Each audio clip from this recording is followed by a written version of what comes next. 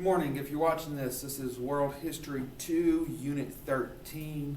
The Cold War, it could be 1945 and beyond. Don't remember exactly how it's worded, but basically it's the Cold War, 1945, 1992. A couple of housekeeping things before we get started on the notes. SOL is going to be December 4th. That's not this Friday, but 2 weeks from Friday. Okay, the Friday after Thanksgiving. In-person kids, you will take your SOL that morning. I believe virtual kids, you'll take your SOL that afternoon.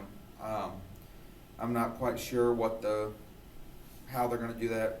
Just be on the lookout for an email or a phone call or something to explain it. Don't forget, nationalism projects are due on Monday. Okay, it's a double test grade. You got to get those done. Got to get them to me. That's really all the housekeeping stuff. Make sure to be getting your work in. I emailed home for anyone failing on Friday. If your grade's not up, I'm referring to administration for low grades tomorrow. So get your grades up, guys. It is not that difficult. If you need help, ask. If you need an extension or something, ask me. Okay? I'm here to help you, but I can only help you so much if you don't help yourself. So, I always forget how weird it is to hear my voice and watch myself on this recording talking and not being able to see my mouth moving. This is very weird, very disorienting. Anyway, talk about the Cold War. First things first, after World War II, there were how many superpowers left in the world? How many global superpowers were there?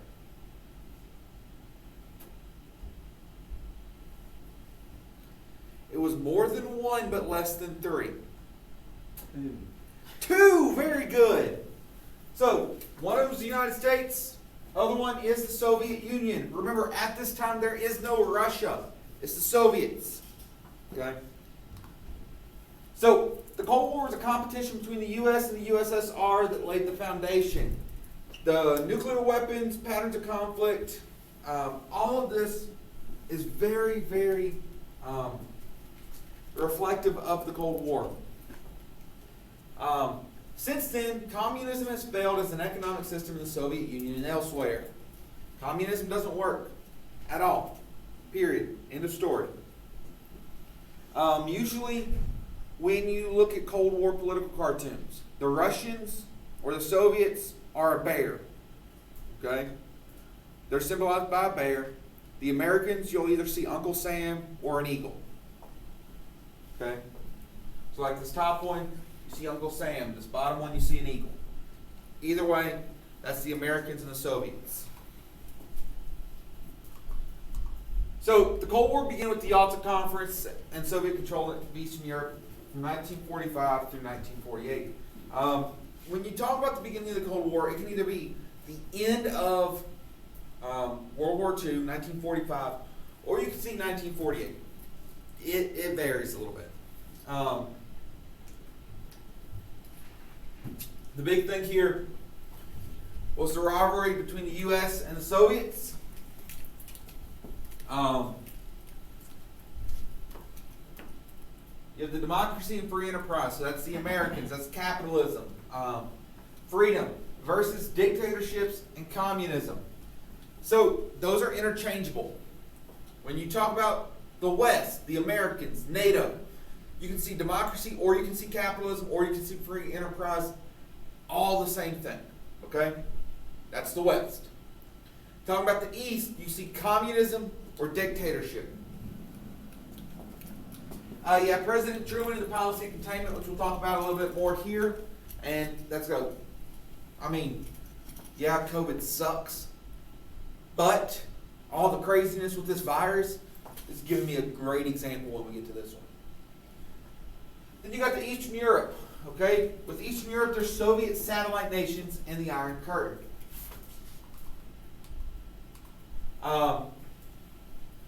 Satellite nations, these are basically little nations under the control of a bigger nation. So it'd be like the Ukraine is its own nation, but it's controlled by the Soviet Union. Does that make sense?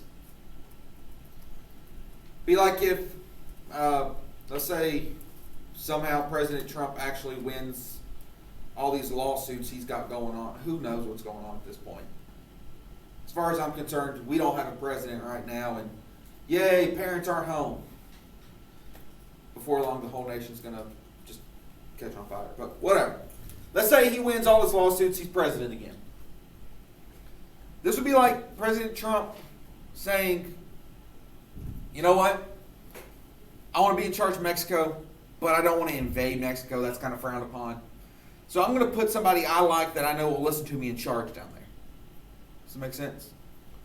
Then Mexico becomes a satellite nation of the Americans. That makes sense to everybody? Okay. That's basically what happens here. Characteristics of the Cold War. We're going to hit these as we go, so I'm not going to go over them right now. Does that make sense? Each next slide is one of these. So, let's start with NATO and the Warsaw Pact. Can anybody tell me what NATO stands for?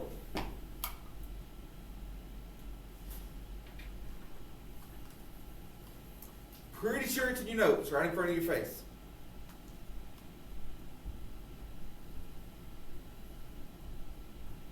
Alrighty. North Atlantic Treaty Organization. Okay? It's the Americans and a bunch of Western Europe countries come together to kind of protect against the Soviets. Okay?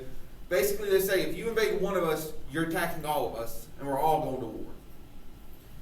The Warsaw Pact was put in place by the Soviet Union in the reverse way. Okay? It's to protect Eastern Europe from Western Europe and the Americans. NATO was first in 1949. Warsaw Pact was 1955. Any questions? So here you can really see the divide. Right here is what Churchill called the Iron Curtain. Okay, this divide between Western Europe and Eastern Europe. Okay?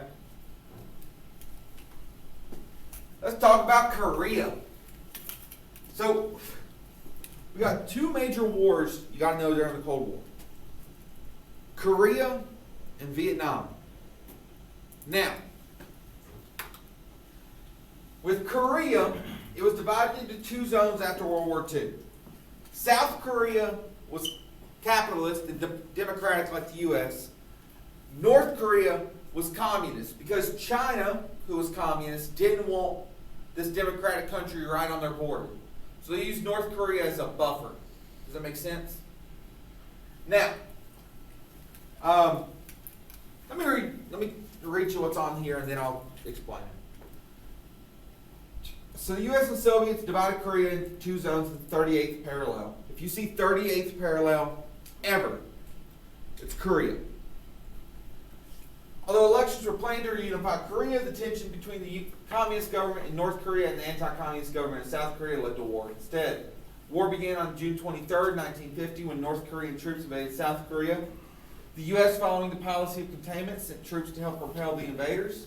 The war ended with an armistice in 1953, and North and South Korea remain divided at the 38th parallel even today. Let's talk about containment for a second. President Truman put in a policy of containment, also known as the Truman Doctrine. If it's named after the guy, don't get it wrong. Now, usually I have to go into this whole spiel explaining what containment is and whatever. This will be super easy now. Okay? Emily has 103 fever, a cough, she's lethargic, and she's lost her sense of taste and smell. What should we do with Emily? And the answer is not kill her. Because I know one of you smart Alex would have just shouted out, we kill her and be done with it. No. What do we do with Emily? We contain her. We put her in quarantine for, 14 days? Okay? She has to stay home for 14 days, get tested, whatever. That way if she's sick, she doesn't spread the virus. Make sense? Because if not, she gets Kyle sick. Then Kyle gets James sick, and James gets Maddox, and so on and so forth, and it spreads. And then we're all in quarantine. Does that make sense? That's the policy of containment. They're not trying to stop communism where it is, okay? They're not going to kill Emily to stop the disease. They're going to contain it so it doesn't spread. Does that make sense? Like, we're not going to nuke North Korea to stop communism. We're just not going to let communism spread past North Korea. Everybody get that? Okay. Now, y'all remember MacArthur? We talked about him last week. This ends MacArthur's career right here. What happens? So, you got the Korean Peninsula right here. The war starts when North Korea invades the South and pushes South Koreans all the way to the very southern tip of the peninsula. Then the Americans come in and we lead basically another D-Day invasion, an amphibious assault about halfway up the peninsula, cut the North Koreans off and push them all the way back to the Yalu River. Well then, we get bogged down for a little bit. So what happens is we're right here, and Douglas MacArthur goes to Harry Truman and says, I know what we need to do. We're going to nuke China. If we nuke China, they're not going to be able to send reinforcements and we'll win this war. Truman goes, we're not going to nuke China. All that will do is make the Chinese angry, and in turn the Soviets angry, and the Soviets will nuke us. And then it's all a mess. We're not nuking China. MacArthur gets his feelings hurt. So MacArthur does the one thing a general should never do. Who's in charge of the American armed forces? The president. The president is the commander-in-chief of the armed forces, okay? What he says goes. So the president tells one of his top generals, no, we're not nuking China.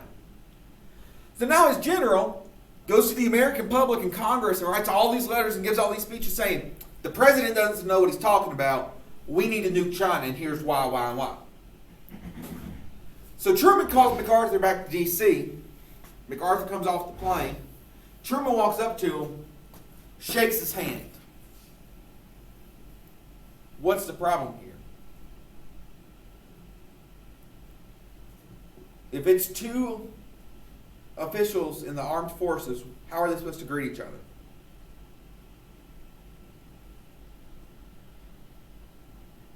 Do they shake hands? Or do they salute? You salute.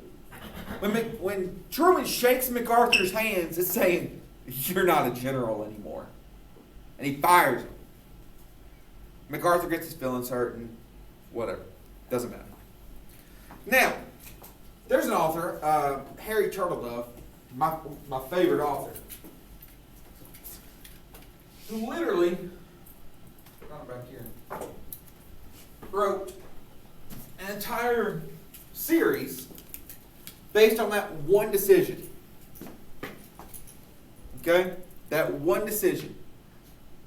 In these books, Truman listens to MacArthur and nukes China.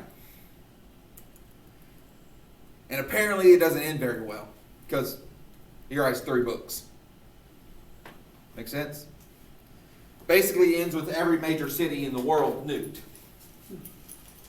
Paris, London, Seattle, D.C., New York, Moscow, Stalingrad, Beijing, Pyongyang, Seoul, all of them, just done.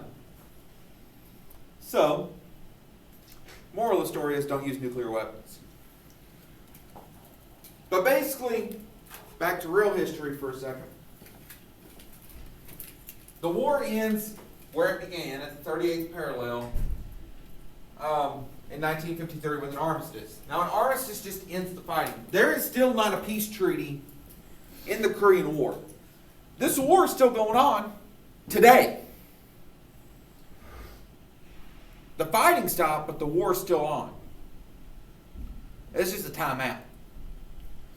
That's why it got so dangerous a couple years back when Kim Jong-il, whichever one's in charge now, I think it's was doing all these nuclear tests. Because this war is still going on. We'll see. All right, Vietnam. Vietnam was containment plus the domino theory. Okay? Back to our example a minute ago.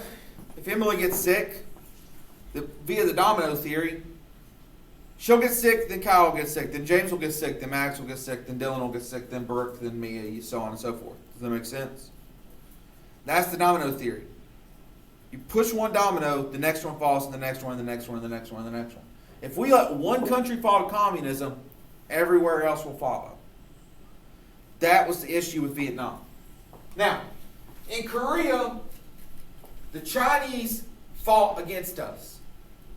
The Soviets did not do anything with the Korean War. Okay, the Soviets weren't a part of it. Vietnam, the Soviets sent aid but didn't send troops. Does that make sense? So, we already talked about this. We helped South Vietnam, which is anti-communist, but we'll talk more about Vietnam in a few minutes. Berlin Wall was built around West Berlin in 1961. It was to prevent people fleeing from East Berlin to West Berlin to get to the West, away from the Soviet Union. Because West Berlin was in the middle of East Germany, but controlled by the Americans. East Germany was controlled by the Soviets. So to prevent people from fleeing, they walled off West Berlin, and if you tried to get into it, they shot you. This became a huge symbol of the Cold War and the division between East and West, and it fell in 1989. If you ever go to Cincinnati, Ohio, they have a huge chunk of the Berlin Wall outside the Art Museum by the river. I mean, it's like maybe 9-10 foot tall, big chunk.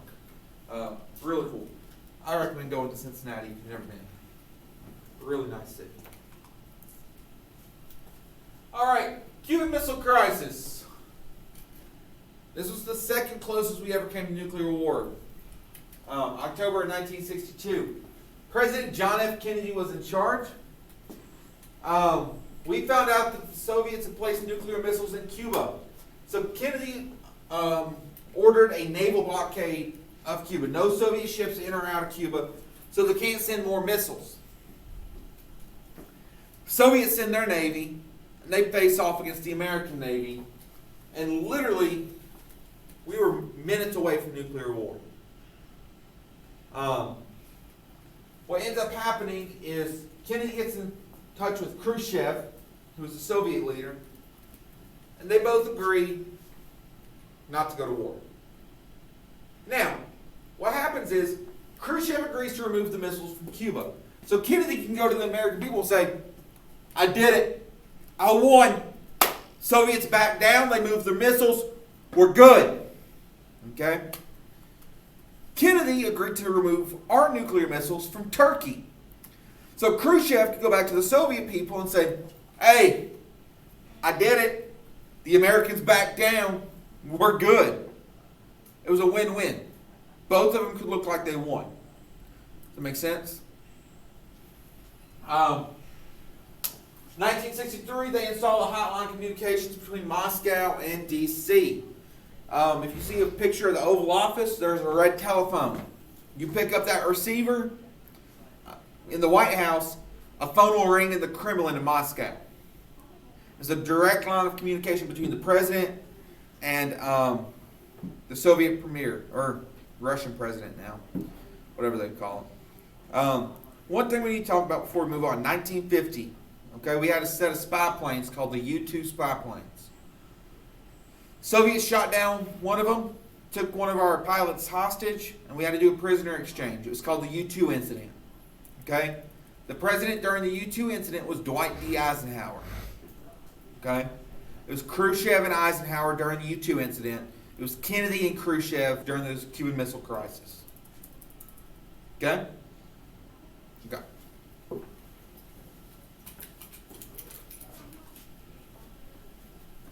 Deterrence. Okay, nuclear weapons and the theory of deterrence. Deterrence is the belief that having large amounts of nuclear weapons by both superpowers would prevent a nuclear attack. The reason is, it's also called mutually assured destruction, the MAD theory. Okay? Basically, if the Americans launch one nuclear, the Soviets will launch 10. The Soviets launch 10, the Americans launch 100. We launch 100, they launch 1,000, so on and so forth until the Earth is a glowing sandbox. Fair enough? That makes sense? Now, before we move on, this is a B-2 stealth bomber. This is the coolest plane I've ever seen in my life. When I was a kid, my dad and my grandpa took me to a tech game. Okay? You know how they do flyovers every so often, like fighter jets, the old World War II planes? At this tech game, they did a flyover in a stealth bomber. This thing was bigger wingtip to wingtip than the stadium. Huge and silent. It just went over like a ghost. It was so cool. Never seen one again since when I was a kid. And I've always wanted to. It was so cool. I'd recommend going to sports games just for the flyovers. I love those. Went to a Panthers game a few years back. It was one of the November salute to service games, and they went over in old World War II bombers. That was really cool too. All right. So you got the collapse of communism in the Soviet Union and Eastern Europe. It's real simple. Communism failed. Okay.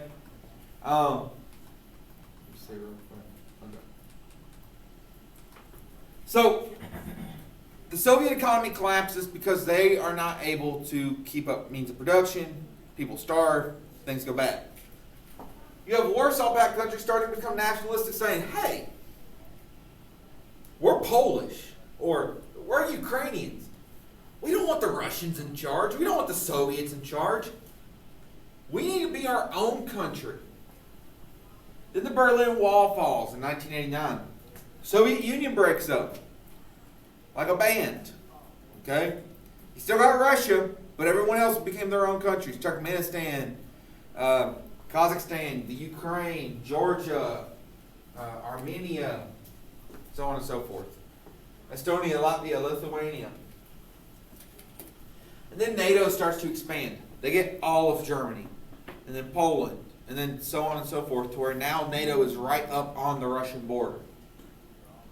To this day, NATO is still in place to protect from Russian aggression. You have conflicts and revolutionary movements in Asia. Okay? This is due to an increase of nationalism and independence demands after the Japanese occupation during World War II. In China, it's divided into two nations at the end of the Chinese Civil War. Chinese Civil War is fought between Chiang Kai-shek and Mao Zedong. Now, you can see each of these names two different ways, but it's the same guy. Chiang Kai-shek, you can also see Jiang Jieshi. With Mao Zedong, you can also see Mao Zedong. Same guys, okay? Just different pronunciations, different spellings of their names. Chiang Kai-shek up here is the nationalist leader.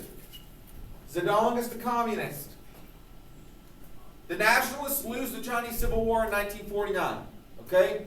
Communists take over mainland China and it becomes the People's Republic of China. Chiang Kai-shek and the nationalists flee to the island of Taiwan, also known as the Republic of China. Each of these nations claim to be the one true China. And to this day, there's issues between Taiwan and China because each one doesn't recognize the other. And this is an issue in international relations too, because when President Trump accepted a phone call from the president of Taiwan right after he was elected in 2016, The Chinese got really angry at the Americans because why are you recognizing Taiwan? Okay? So this still has issues today. After Mao Zedong dies, Deng Xiaoping takes over, and we'll talk more about him in a few minutes. In Vietnam, the Vietnamese wanted independence from France after World War II. They got independence from France through the leadership of Ho Chi Minh. Minh was a communist, but also a nationalist. So he overthrows the French, and Vietnam was divided north and south the same way. North was communist, south was not. So there were elections put in place, and the Americans stopped the elections from happening because they knew Ho Chi Minh would win. Then came the war. And this war went on for years and years and years. Finally ended under President Nixon. Ho Chi Minh ends up winning. The communists win. North Vietnam wins. The Viet Cong. And Vietnam is communist today. Okay? We talked about policy of containment. Talked about that. 1973 is when the war ended. As far as the Americans were concerned, because we got out. And then 1953, 1975, North Vietnam captured Saigon, the southern capital, and it was renamed Ho Chi Minh City, and the war was over. This was a very brutal war. The North Vietnamese, they were known as the Viet Cong. They fought using guerrilla tactics. They didn't like face-to-face fight. They would use traps and bombs. Basically, same things that the Taliban used or the IRA used in Northern Ireland. These guerrilla warfare tactics. Okay, we got 4 people and then we're finished. Indira Gandhi was the Indian leader, Prime Minister of India. She is not Mahatma Gandhi's daughter, okay? She is the daughter of the first Prime Minister of India, Jawaharlal Nehru. He was close friends with Gandhi and then named his daughter after him. Does that make sense? She made a closer relationship between India and the Soviets during the Cold War and developed the nuclear program. Basically, there's 2 ladies and 2 guys you need to know for this unit. The ladies are Indira Gandhi and Margaret Thatcher. If you see the lady wearing this sari, that's what that's called, the sash thing, it's Indira Gandhi. If you see a lady in a suit, that's Margaret Thatcher. Margaret Thatcher was known as the Iron Lady. She was the British Prime Minister. She built a close relationship between the Americans and the Brits. She was very close friends with Ronald Reagan, who was the American president at the time. And she asserted the UK's military power. The Falkland Wars is a big one here. Basically, she went to war with Argentina over a couple islands and some penguins. Okay? Really, there's nothing on those islands except for some sheep and some penguins. It was basically a bragging rights contest, and they went to war over it. Mikhail Gorbachev was the last Soviet president. Okay, he oversaw the fall of the Berlin Wall in 1989. He had 2 policies, glasnost and perestroika. Glasnost is openness. Okay, he opened the economy. Perestroika is restructuring. He restructured the Soviet culture to be more open to the West. And this led to the downfall of the Soviet Union. Okay? Soviet Union falls in 1991. The way to tell Gorbachev, he's got this birthmark on his head. Okay? That's the dead giveaway that it's Gorbachev, is if you see that birthmark. Then we have Deng Xiaoping. He was the leader of China after Mao Zedong. He reformed the Chinese economy to a market economy. still kind of a command capitalism, but the government still remains very communist. To this day, Chinese government is very communist. It's not a democracy. This is seen in May 1989. In China, they don't talk about this. If you mention what I'm about to, you're arrested and or killed. The Chinese don't want the people knowing about this. But that's what happens when you're communist. You get called out for what you do. So, May 1989, tens of thousands of students demonstrate in Tiananmen Square. They're protesting the communist government, wanting freedom, wanting democracy. Xiaoping sends in the army, sends in tanks, and kills all of them. Wipes them out. Okay? Thousands of people are killed and wounded. I mean, he literally ran over protesters in tanks. Communism is not a good thing. At all. And people who promote communism will do anything to stay in power. You speak up against it, you're killed. Which is coming back to why you can't call American leaders fascists or dictators or anything like that. They don't do this. Is that a simple enough explanation? If you can say, hey, we voted out the dictator, you don't have a dictator. Because he ain't getting voted out. Or I guess she. Either way. There's been female dictators too. Anyway. Fair enough? Alright. You guys got notes, test review, vocab, the Nationalism Project, a couple other things. Any missing work you got. If you have any questions, you can leave a comment under here. Shoot me an email, whatever, I'll help you out. And I will talk to you guys later on.